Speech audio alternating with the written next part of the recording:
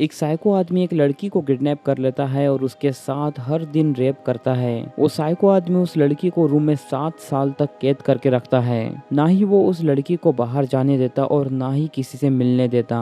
उसे दिन हो या रात रूम में ही कैद करके रखता है और रात के टाइम वो उसके साथ जबरदस्ती करता है। उसी रूम में उस लड़की का एक बच्चा भी पैदा हो जाता है। डिलीवरी के टाइम भी वो उस लड़की को हॉस्पिटल नहीं ले जाता, बल्कि उसी रूम में उसकी डिलीवरी भी होती है। आखिर वो लड़की 7 साल तक उस रूम में अकेले सरवाइव कर पाई या फिर नहीं, आइए इस कहानी में जानते हैं। और ये कहानी एक सच्ची घटना पर आधारित है। कहानी की शुरुआत में हमें एक लड़की और उसके बच्चे को दिखाया जाता है। लड़की का नाम जॉय होता है और लड़के का नाम जैक। जॉय को आप कैप्टन मार्वल मूवी से पहचान सकते हैं। जैक यहाँ पर स्टोरी टेलर का काम करेगा और उसके माध्यम से हमें पूरी स्टोरी बताई जाएंगी। जैक बताता है कि जब वो पैदा हुआ था उसकी माँ जोर जोर से चिल्ला रही थी और किसी ज़ॉम्बी की तरह हरकतें कर रही थी। जैक सुबह उठता है और रूम में सभी चीजों को गुड मॉर्निंग बोलता है, मानो कि रूम की सभी चीजें जैक की बहुत अच्छे फ्रेंड हैं, जैसे टेबल, कुर्सी, बेड और टीवी। जैक को ये सब आदतें उसकी माँ यानी कि जॉय ने सिखाई होती है। जॉय ने उसे बाहर की दुनिया के बारे में सब झूठ बता के रखा होता है। वो उसे बताती है कि बाहर सभी एलियन मौजूद हैं। इस रूम में काफी सारे सामान होते हैं, जैसे किचन का सामान, bath tub, toilet, table, TV और बाकी डेली रूटीन में काम आने वाली सारी चीजें। इस रूम के ऊपर एक सनरूफ लगा होता है जहां दिन के समय रोशनी आया करती। जैक बेचारा उसी रोशनी को स्वर्ग समझता है। ये रूम एक साउंड प्रूफ होता है, यानी अंदर की आवाज बाहर नहीं जा सकती और बाहर की आवाज अंदर नहीं आ सकती। ये दोनों माँ बेटे ना कभी यहाँ से बाहर निकले और ना कभी किसी से मिले। इन्हें हमेशा के लिए इसी रूम के अंदर कैद रहना पड़ता। अगले दिन जैक का बर्थडे होता है। तब जैक की माँ उसके लिए एक छोटा सा प्यारा केक बनाती है, लेकिन उस केक के ऊपर मोमबत्तियां नहीं होती।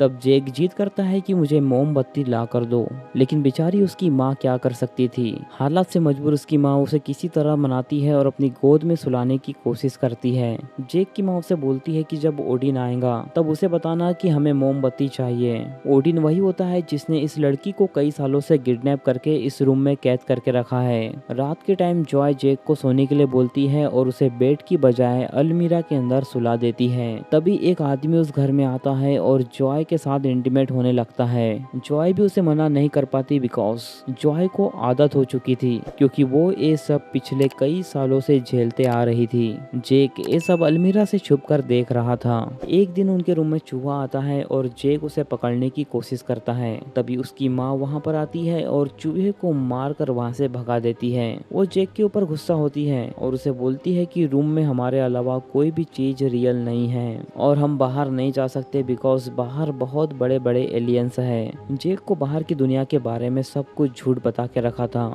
जैक को बाहर की दुनिया के बारे में कुछ नहीं पता था। उसने इंसानों को सिर्फ टीवी में देखा था और उसकी माँ उन्हें भी रियल नहीं बताती थी। जैक पैदा होने के बाद कभी इस रूम से बाहर नहीं निकला था। उसे बाहर की दुनिया के बारे में कुछ भी आइडिया नहीं था। उस रात को फिर से ओडिन वहाँ पर आता है और फिर से वही सब चालू कर देता है। उस रात जैक अलमीरा से बाहर निकल जाता है और ओडिन को देखने लगता है। वो देखता है कि ओडिन जॉय के साथ में सोया है। जैक ओडिन को देखने के लिए उसके पास जाता है, लेकिन तभी ओडिन की नींद खुल जाती है। तभी जॉय डर के कारण ओडिन के ऊपर अटैक कर देती है और उसे बोलती है कि तुम जैक से दूर रहना। लेकिन ओडिन उल्टा उसके ऊपर भारी पड़ जाता है और उसे बोलता है कि अगर तुम दोनों ने आवाज की तो मैं तुम दोनों को अभी यहीं पर मार डालूंगा।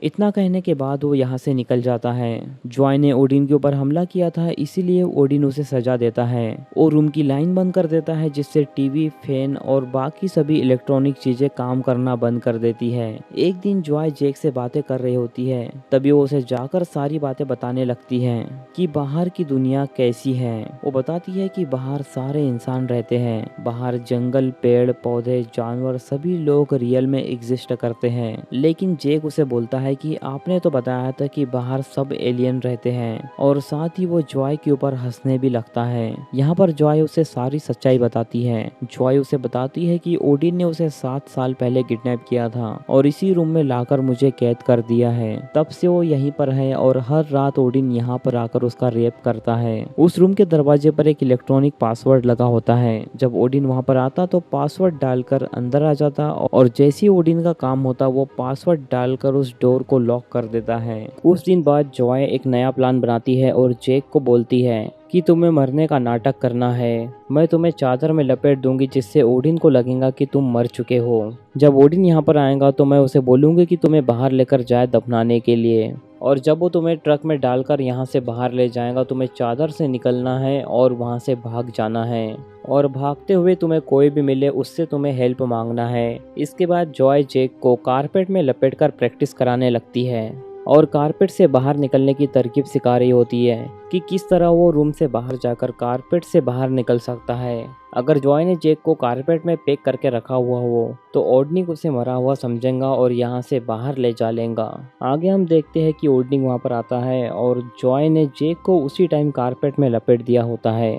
जॉय उसकी बॉडी पर सिर रख के रो रही थी और उसे बार बार कोस रही थी कि मैंने कहा था कि तुम इसे हॉस्पिटल लेके जाओ, तुम्हारे कारण ही मेरे बेटे की जान गई है। ओडनिक उसे देखने की कोशिश करता है लेकिन जॉय उसे मना कर देती है। जॉय उसे बोलती है कि तुम्हें इसे बाहर लेकर जाना है और किसी भी पेड़ के नीचे दफना देना है।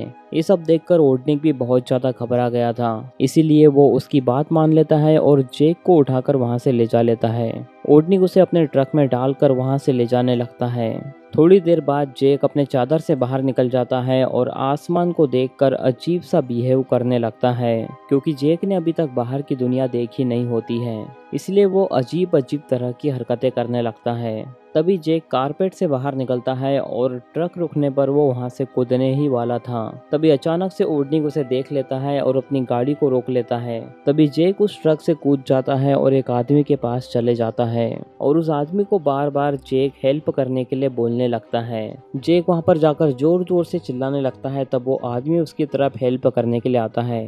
तभी ओडनिक वहां पर आता है और जेक को पकड़कर फिर से गाड़ी के अंदर बैठाने की कोशिश करता है। तभी एक आदमी जेक की मदद करने के लिए उसकी तरफ दौड़ता है। उस आदमी को देखकर ओडनिक बहुत ज्यादा घबरा जाता है और चुपचाप वहां से चला जाता है। वो आदमी वहां पर आता है और जेक से पूछताछ करने लगता है, लेकिन जेक बहुत ज्यादा डरा हुआ था। उसने कभी भी इतने सारे इंसानों को साथ में नहीं देखा था। तभी वहां पर कई सारे पुलिस ऑफिसर भी आ जाते हैं। जेक ये सब देखकर बहुत ज्यादा डर जाता है, क्योंकि उसने इतने सारे लोगों को इकट्ठा कहीं नहीं देखा था। शुरुआत में तो वो बताने से डरता है, लेकिन धीरे धीरे सब कुछ ठीक होने लगता है। जेक उसे एक एक इशारे बता रहा होता है कि मेरी मोम भी वहां पर फंसी हुई है, प्लीज उसे निकालो। उस रूम में ना ही कोई दरवाजा था ना ही कोई खिड़की, और सिर्फ एक ग्लास मौजूद होता है मेरे हाथ में, जो हमारी शायद जिंदगी बदल के रख दे। इसी ध्यान के आधार पर वो पुलिस वाले उससे लगातार पूछताछ करने लगते हैं। पुलिस वाले उस रूम को ढूंढने की काफी कोशिश करते हैं। पुलिस वाले उस रूम को किसी तरह ढूंढ लेते हैं और इसके बाद पुलिस वाले जॉय को भी उस रूम से बाहर निकाल लेते हैं। जैसी ओडिन वहां पर आता है उसे पुलिस वाले अरेस्ट करके जेल में डाल देते हैं। ओडिन को 25 साल की सजा सुनाई जाती है। जॉय और उसकी बेटी को हम एक हॉस्पिटल में देखते हैं, जहाँ पर एक डॉक्टर उसका इलाज कर रहा होता है। वो डॉक्टर उसे बोलता है कि तुम्हें अपने बच्चे को चाइल्ड केयर सेंटर में भेज देना चाहिए, क्योंकि उसकी दिमागी हालत अकेले में रह रहकर बहुत ज्यादा खराब हो चुकी है। थोड़ी देर बाद वहाँ पर जॉय के माता पिता आ जाते हैं और जॉय से मिलते हैं। जॉय से मिलने के बाद वो काफी ज्यादा इमोशनल हो जाते हैं और जॉय उन्हें देखकर रोने लगती है। तभी जॉय को पता चलता है कि उसके मम्मी और पापा का डाइवोर्स हो चुका है और उसकी माँ किसी आदमी के साथ अलग रहती है। हॉस्पिटल में जॉय और उसके बेटे को सन ग्लास और कुछ मास्क दिए जाते हैं, ताकि अचानक से बाहर के एनवायरनमेंट के संपर्क में आने से उन्हें कोई भी बीमारी ना हो पाए। अगले दिन दोनों माँ बेटे पर नेशनल न्यूज बन जाती है और ये न्यूज सारी दुनिया में फैल जाती है। आगे हम देखते हैं कि जॉय अपने बेटे को लेकर अपनी माँ के घर पर जाती है। रात में डिनर के टाइम सभी लोग खाना खा रहे होते हैं, तभी जॉय को पता चलता है कि उसके पिता जेक को अपनाना नहीं चाहते। वो जेक को इग्नोर कर रहे हैं, वो जेक को अपना पोता नहीं मानते। इतना बोलने के बाद जॉय के पिता इग्नोर करके वहां से निकल जाते हैं। जेक को बाकी लोगों के साथ मिलने जुलने में काफी सारी दिक्कतें आ रही थी।